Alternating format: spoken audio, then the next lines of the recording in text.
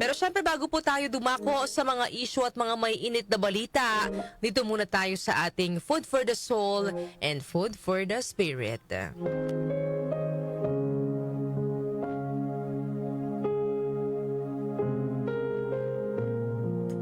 Isang babae ang lumapit sa pastor ng kanilang simbahan at sinabing, "Hindi na po ako magsisimba."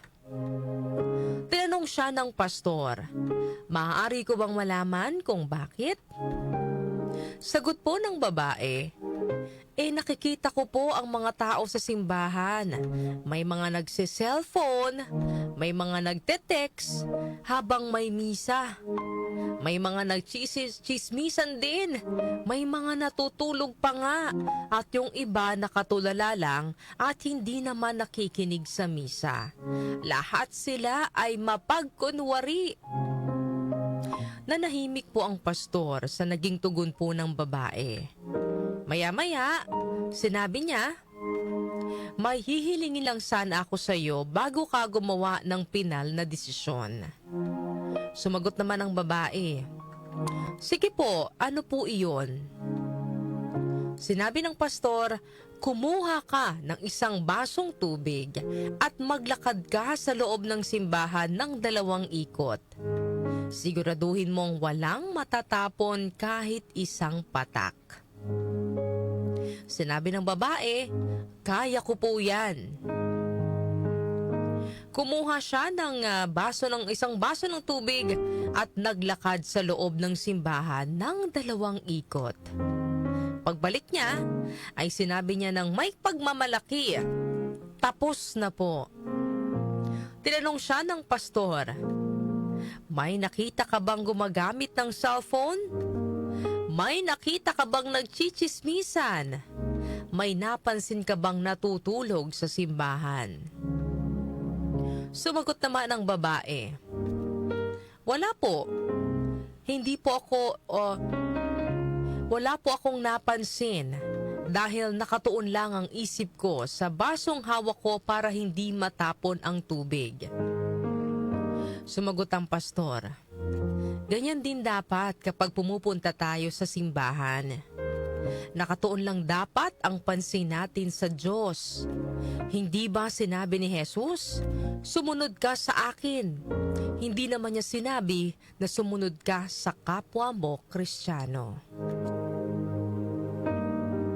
Ano po ang aral na mapupulot po natin sa kwento natin ngayong araw po ng Martes? Huwag nating gawing dahilan ang pagkukulang ng iba para tumigil po tayo sa ating pananampalataya. Sa tuwing nagpupunta po tayo sa simbahan, hindi naman po tayo naroroon para magbilang ng pagkukulang ng ating kapwa. Nagpupunta tayo sa simbahan para palakasin ang ating pananampalataya at relasyon po natin sa Diyos, mga kanyusik. Totoong marami tayong makikita na hindi nakikinig sa misa. Marami ang nagkukwentuhan, marami ang nagsiselfie lang, at mga may tila wala sa loob yung pagdalo sa misa. Pero kaysa punahin natin sila, mas mainam na mag-focus na lang tayo, mga kanyusik, sa misa, sa mga salita ng Diyos na ibinabahagi sa atin. Dahil kung pagmamasdan lang natin ang mga taong iba ang ginagawa sa loob ng simbahan, parang wala na rin po tayong pinagkaiba sa kanila, no? Dahil maging tayo ay distracted na rin. Hindi na rin tayo nakafocus sa misa at sa halip nakakaramdam pa tayo ng inis at nakakapanghusga pa tayo sa loob pa mismo ng simbahan. Kaya huwag tayong papaapekto sa mga distraction, mga kanyusik. Hayaan lang natin sila at sa halip ay mag-focus lang tayo sa ating pananampalataya, sa pagpapalalim pa ng relasyon natin sa Panginoon. Sabi nga po sa Colossians chapter 2 verse 6 to 7, "Continue to live your lives in Him, rooted and built up in Him, strengthened in the faith."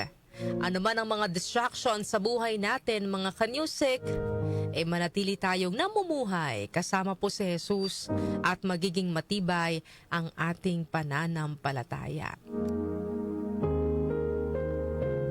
Yan po ang ating food for the soul and food for the spirit ngayong araw po ng Tuesday.